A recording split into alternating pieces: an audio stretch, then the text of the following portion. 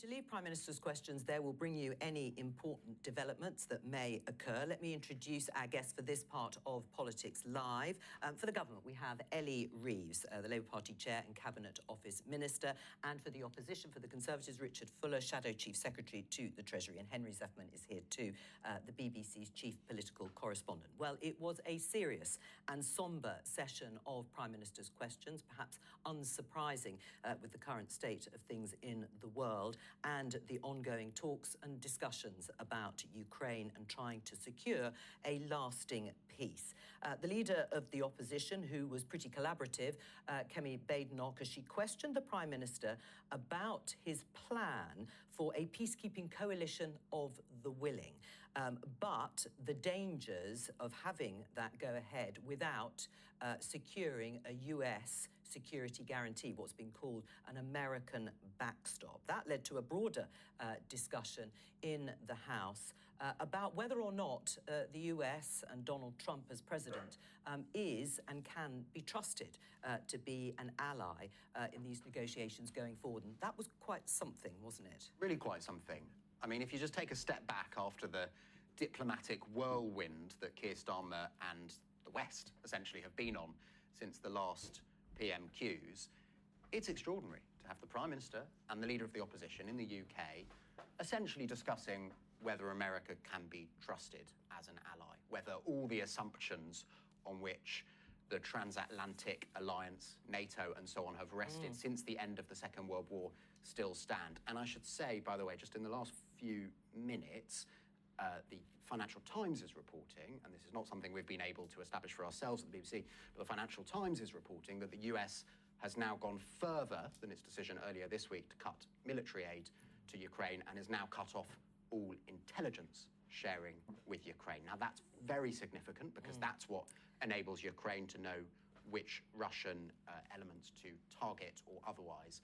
And if that's correct, and it is an if, I think that just makes all the questions that have just been discussed in Parliament even more urgent. And I think, frankly, many more questions, for all that there is very clear cross-party support for what the Prime Minister has done over the last week, questions about whether anything he could do would be able to change this president's mind. I mean, does that change your mind about whether America and Donald Trump can be trusted going forward in these difficult and delicate negotiations? We'd already been talking about cutting off intelligence sharing with Ukraine.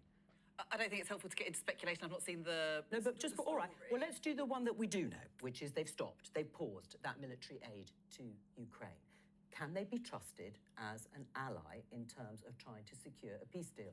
We've got a really special relationship with the US, you know that, and since the meeting in the Oval Office with Keir Starmer and Donald Trump last week, there have been numerous telephone calls. The Defence Secretary, John Healey, is in Washington today to talk about that pause on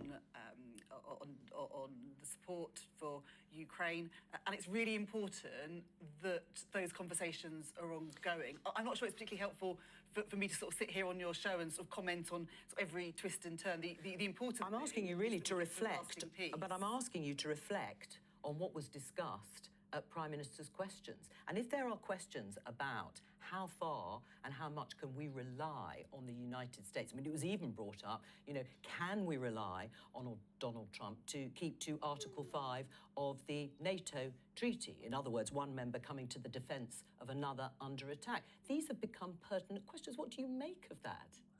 I think the US want peace in Ukraine. We obviously want peace in Ukraine. I think the important thing is that we do everything that we can. That's why the Prime Minister's having those conversations. That's why the Defence Secretary is in Washington today to find a way of achieving that lasting peace. And that does involve working with the US. Of course it is. And the Prime Minister has talked about that backstop. That's going to be really, really important. Right. What are your reflections on listening to something that we would always just assume that, yes, they would have our backs, to use the phrase that the Prime Minister called on when he said he'd had conversations with Donald Trump about this precise area. What did you make of it? I think at a fundamental level, of course, we can rely on the United States. But if we think about alliances, alliances are formed when countries are pursuing their national interests and those national interests aligned. And after World War II, it was clear that a structure was constructed where American interests, West European interests were very much aligned. Now, President Trump, in his run-up to being elected, was very clear that he thinks on his America First agenda, he has a different perspective on the world, and he is now pursuing that. And that has reflected in Europe in things such as asking European countries to spend more money on their military.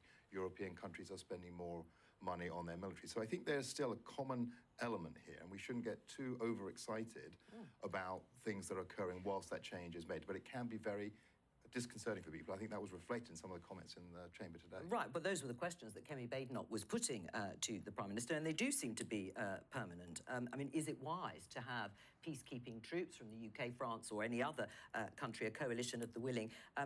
Would they be at risk of being drawn into a conflict if we don't have a security guarantee from the Americans? Well, that coalition of the willing, I think, is an important step forward, something that came out of the discussion of leaders on Sunday. And, of course, the Prime Minister will want to work with France, with other countries who might want to be involved in this. But in order to keep the peace, you have to defend the peace. And sometimes that does look like having boots on the ground, in the same way that we've got troops in Estonia, for example. Right. But those discussions are ongoing. And again, you know, I don't think it will help that sort of journey to peace by sort of commenting on every potential twist and turn in what is a fast-moving situation. Look, I think that's right. I don't know about you, but I kind of like this week's Prime Minister's question, because it wasn't the sort of Punch and Judy show. There was clearly Kemi Badenoch time and again stressing the importance of the reliance of the US, making sure they're part of the conversation, whatever the UK decides to do. And I think both the Prime Minister and the Leader of Opposition are very close on these issues about making sure that British interests are secured, and part of that means that we have to have a reliable backstop for any action that European countries take. Well, let's find out if we can get any guarantees on that. Let's go to Washington, talk to Fred Fleitz, Vice Chairman of the America's First Policy Institute and a former Trump National Security Advisor. Welcome to you. You may have heard some of the conversation here. We were reflecting on the debate at Prime Minister's questions between Keir Starmer and Kemi Badenoch, the leader of the opposition. And, I mean, do you find it extraordinary that we're having to discuss, politicians feel they're having to question the reliability and the trust of America as an ally? It surprised me. The special relationship between the U.S. and the UK is very strong. It is going to be around long after this president and your current prime minister is in office. Presidents and prime ministers come and go that each nation may love and may dislike. What's going on here is that the election of President Trump has forced the world to talk about something it was not talking about before: how to stop the war in Ukraine. Trump wants it stopped immediately. He wants a ceasefire. This isn't anti-Ukraine. It's not pro-Russia. It is the only moral. That's why the Prime Minister is having those conversations. That's why the Defence Secretary is in Washington. And I think that Trump has really achieved something. Right, but you say it's not anti-Ukraine, but now Ukraine has its arm tied behind, or one arm tied behind its back, because the US has announced that it's pausing military aid. How is that not anti-Ukraine? It's not anti-Ukraine. It's forcing Ukraine to come to the table. Well, they said they're going to do that. Can I explain? Look, yeah. I understand that President Zelensky does not want to go along with the deal that does not hold Russia fully accountable for this act of aggression it committed against Ukraine, that does not hold Russian officials accountable and put on trial for war crimes. I would love to find a solution where we could do that, but that's not possible. And we have to get Zelensky to get to the table to understand that he's going to have to agree to an imperfect solution, at least for now, to stop the killing.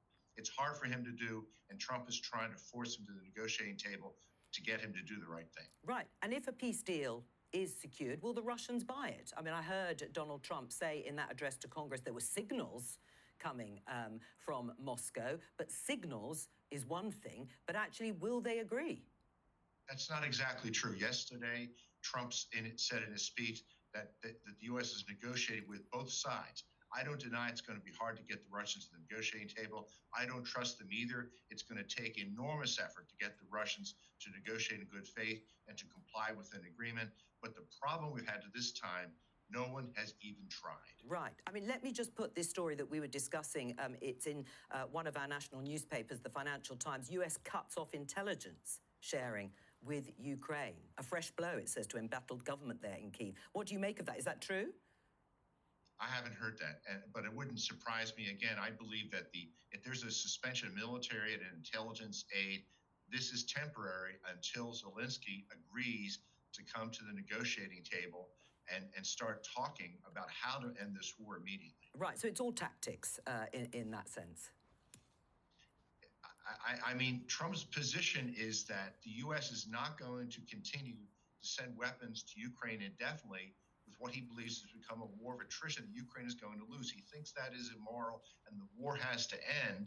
And I think Zelensky's position is he's just going to keep fighting until he finds this fantastic, perfect agreement.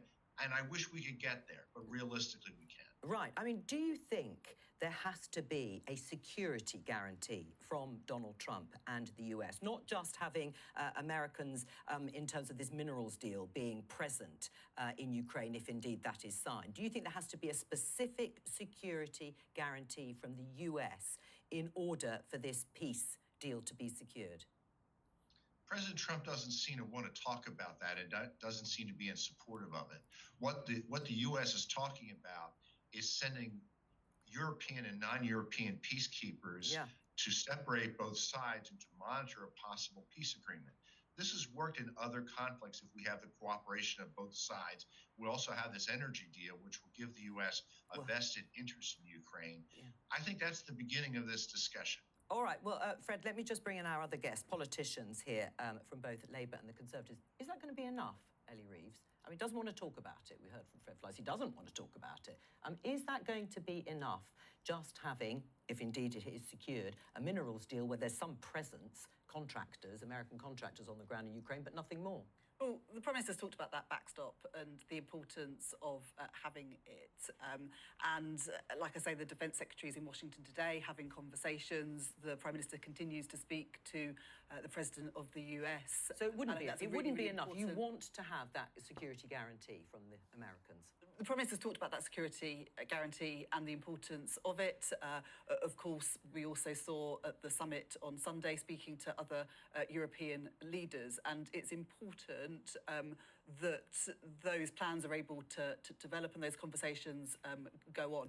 I don't think kind of sort of trying to negotiate a peace deal sort of on your show. Well, we're not trying to negotiate it, but we're trying to work out where the peacekeeping troops from the UK should go without a proper US security guarantee. Exactly, and anyway, what's difficult for the UK, for the Prime Minister, is we don't hold all of the leverage over telling the American president what he should or shouldn't do, but we have to work out what the British strategy should be.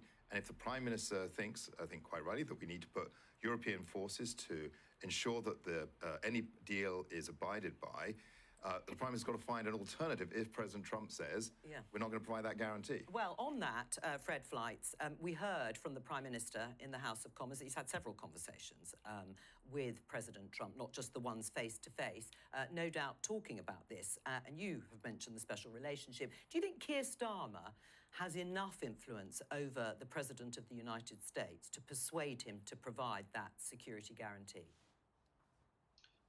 I think that President Trump is very concerned about the views of the UK and wants to work with the UK on this issue. But there's several issues here that I think aren't being discussed. I believe that Ukraine has to be heavily armed to defend itself, to prevent another Russian invasion. I hear the Russians want Ukraine disarmed. That is off the table. That in itself is a security guarantee. But I might add, concerning the issue of peacekeepers, peacekeepers traditionally can't be sent without the consent of both parties. And I think it is hard to imagine the Russians will agree to British troops on their borders. So I think this offer by the British Prime Minister is very generous, but this may never happen. They may have to find peacekeepers from another country. Right. Do you accept that?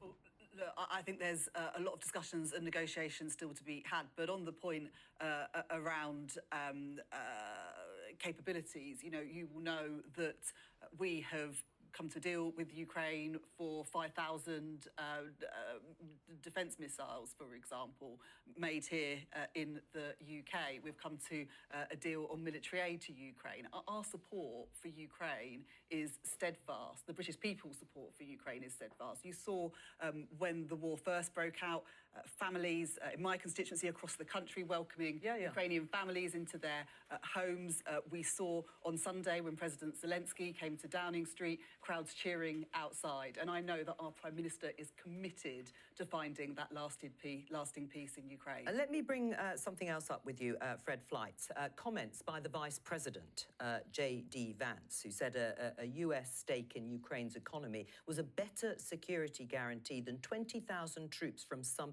random country that hasn't fought a war in 30 or 40 years. Do you understand the outrage and upset that that has caused here in the UK amongst senior military figures and their families?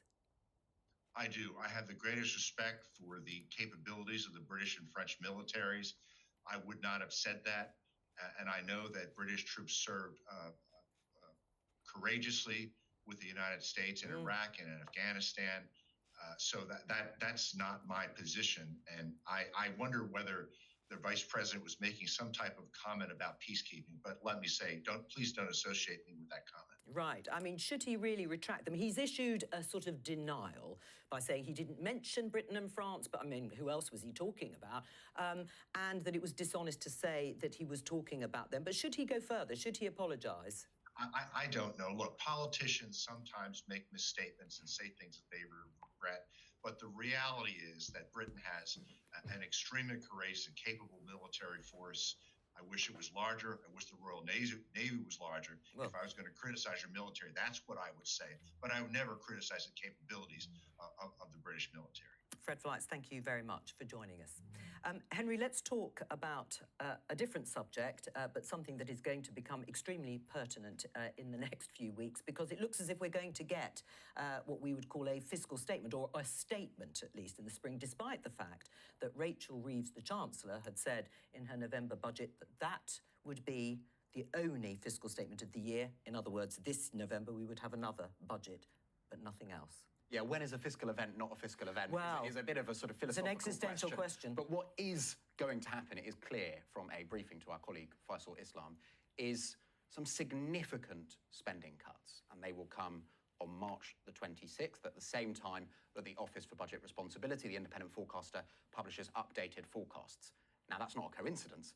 The reason those spending cuts will come then is, as is made clear by this briefing to Faisal, that the Office for Budget Responsibility has told the Treasury that, as far as they're concerned, the headroom, that's the leeway, the £10 billion leeway, which they said in October at the time of the budget Rachel Reeves had against meeting her own self-imposed borrowing rules, the fiscal rules, has gone.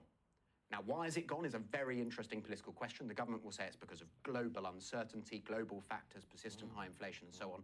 I suspect Richard and the Conservatives will say, well, hang on, borrowing costs were going up before President Trump entered the White House. There's an element of the ramifications from Rachel Reeves' budget there and some of the tax rises. That is going to be the big argument of the next few weeks, at least domestically. Right, well, what has happened to that nearly £10 billion worth of headroom? These things were happening before Donald Trump and the ongoing discussions about Ukraine. Well, the world is in a very different place to where it was in the budget last autumn. There's a new president of the United States. Tariffs will inevitably put pressure on inflation here. We're not immune to tariffs in other parts of the world, for example. So, you know, there is a different landscape from what was here in the autumn. Right, do you accept that? The world's changed. Not at all. Look, let's be real. What's happened in this country is that business confidence has collapsed. It's collapsed because back in October, the Chancellor said she was fixing the foundations, she wouldn't come back for more. And in a few weeks' time, guess what? She's coming back for more. And the reason is that when she ramped up public spending, ramped up taxation, ramped up debt, she created business confidence. The jobs tax, the family farm tax, people aren't investing, people aren't hiring. And the consequence of that is that OBR is saying your growth forecasts are nowhere near where you thought they would be, and your debt is going to be high. And that's why the the Chancellor, I'm afraid, is going to come back, isn't she? For more look, tax and spending cuts. PwC have said that the UK is the second best place in the world to invest after the US. The IMF and the OECD have said that the UK will be the fastest growing major European economy in the coming years. We've seen 70,000 new jobs created since the election. We've seen interest rates go down 3 times. So, that budget in the autumn was a once-in-a-parliament budget, and the Chancellor made that really clear, that it was wiping the slate clean after 14 years of Conservative failure. Ellie, you know when I can say from experience, you know when politicians are trouble in the economics department, when they have to go to foreign forecasters to say what's happening in their own country, rather than Conservatives have never done that. No, I'm just saying from experience. Yeah. I'm just saying this just shows how much trouble the Chancellor is in. Because if you ask British businesses about are they going to hire more people next year, they say no. Are they going to raise wages as fast as they plan to? They say no. The jobs tax and national insurance is killing that off. If you ask them, are they going to invest next year? They're not saying, oh, well, PwC last October said we were great, so now we're going to invest. No, they can say the forecasts of British economy are down because of the damage the Labour Chancellor did last October. And that's the truth. And that's why Rachel Reeves, having said she was going to come back for more, is going to come back for more. With the greatest of respect, Richard, I think you were Economic Secretary to the Treasury when Liz Truss had that mini budget that crashed the economy, sent interest rates spiralling, leaving families paying more in their mortgage each month, meaning that the country has to pay back more on its debt repayments. When we came into government, there was a £22 billion black hole in the economy. The budget in October wiped the slate clean. We're seeing record investment in our NHS, waiting lists down 4 months in a row because of the decisions that were taken at that budget. But they were hard decisions. And now you're going to be making more hard decisions. So why is Rachel Reeves, the Chancellor, coming back in March with a statement? What's she going to say? Well, I'm not going to speculate on what may or may not be in the statement in March. I don't think that we know. We can show you the BBC headline referring to the story that Henry was just talking about. The Chancellor earmarks billions in welfare cuts. So you've cut the international aid budget, and that gives you £6 billion broadly, which will go into defence spending. Rightly so. Well, OK. I mean, not everyone in your party clearly agrees with that. But now you're going to come for welfare cuts. Are you comfortable with that? On welfare, there are 1 million young people out of work in this country, out of work, not in education or training. That is a lost generation unless we do something about that. And I think we've got a moral obligation to do that. There are far too many people, 3 million people, benefits. 3 million people off sick, not being able to work. It is right to try and get people into work rather than incentivising them to remain off work. Oh, well, that was obviously happened when you were in last government. The Conservative, in our manifesto, we said we were going to cut welfare. We think that's the right thing to do. We agree with the points. But we can't understand why those steps haven't been taken already. But I think it will be problematic for the Labour Party. The Labour Party in their manifesto didn't talk about cutting international aid, didn't talk about cutting welfare. But they're doing that. And why are they doing that? As we say, because the budget that was supposed to be the landmark budget of this Parliament has created business confidence in this country. Right. How difficult is it going to be for a Labour government to embark, as is being outlined here, billions in welfare cuts? Pretty difficult. I mean, the Labour Party, as we've seen in vivid detail over the last decade or so, has quite a lot of factions. But I think what unites all of them is a passionate commitment to a generous welfare state. Now, there are majority, I'm sure, of Labour MPs who would agree with Ellie's argument that the more important point is that they are the Labour Party and that the most important thing is to find a way to get people into work, and that doesn't preclude having a safety net. But there are also, and I've spoken to many of them before they've even seen the government's proposals, who are really deeply concerned about making entitlements less generous, and that is not what they think a Labour government should do. And one thing worth noting, by the way, is this generation of Labour MPs, because the majority of Labour MPs came into Parliament in 2024. Perhaps in 1997, when Tony Blair won his landslide, it was a generation of Labour politicians who'd come into politics because they were furious with Margaret Thatcher. This time, it's a generation of politicians, many of whom, because of their age, who got into politics campaigning against welfare cuts from the Conservatives. So this is really dicey territory politically for a Labour government. Well, do you accept that? I think that it's really important that we get people into work. It's why we're getting more but what mental about health the political supporters in place, opposition why we're about what getting waiting Labour is lists about? down. There are people that are languishing on NHS waiting lists because of the mess the Conservatives made to the NHS. They're waiting for treatment that will get them back to work. That's why we're cutting those waiting lists. That's why we're introducing mental health support to get people into work. Thank you. Thanks to all of our guests for joining me today. I will be back tomorrow with more Politics Live at 12:15 here on BBC Two and the iPlayer. Have a very good afternoon. Bye-bye.